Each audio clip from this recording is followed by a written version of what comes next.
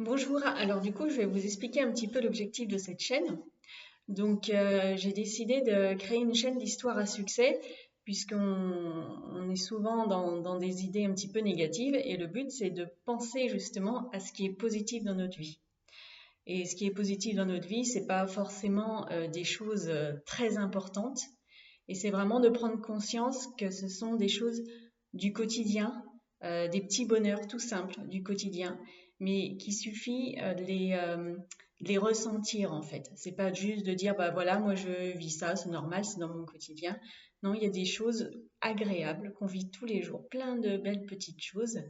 Et ce qu'il faut, c'est vraiment les ressentir et les intégrer en soi pour pouvoir avoir une joie naturelle au quotidien.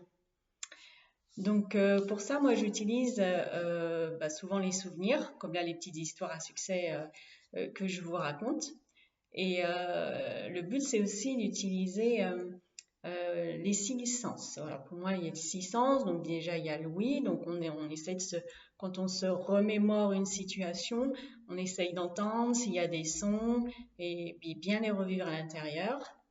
La vue, voilà, c'est plus facile à mettre en place en général. Donc revoir la scène. Il y a aussi l'odorat, voir si aussi des odeurs qui ont pu émaner. C'est vrai qu'on est moins, l'odorat c'est un sens qui est peut-être un peu moins développé, mais si on se balade dans la nature, bien penser à respirer, à sentir les odeurs, et c'est pareil quand on mange quelque chose, on peut sentir sa nourriture, se remémorer les odeurs de ce qu'on mange. Alors il y a ça. Il y a aussi le goût, donc le goût, mais ça peut être aussi la texture de ce qu'on mange.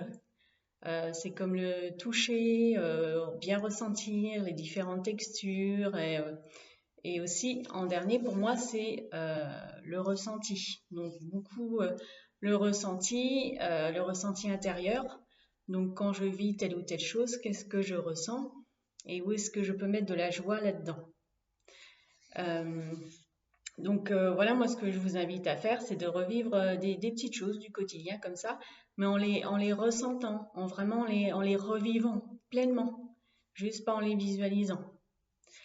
Alors du coup, je vous invite aussi à mettre en commentaire vos petites histoires à succès du quotidien, parce que c'est ces histoires-là qui sont les plus importantes. C'est pas de partir en vacances une fois par an et que c'est forcément quelque chose de grandiose. Non, c'est vraiment des toutes petites choses du quotidien, en famille, entre amis, dans la nature, avec ses animaux.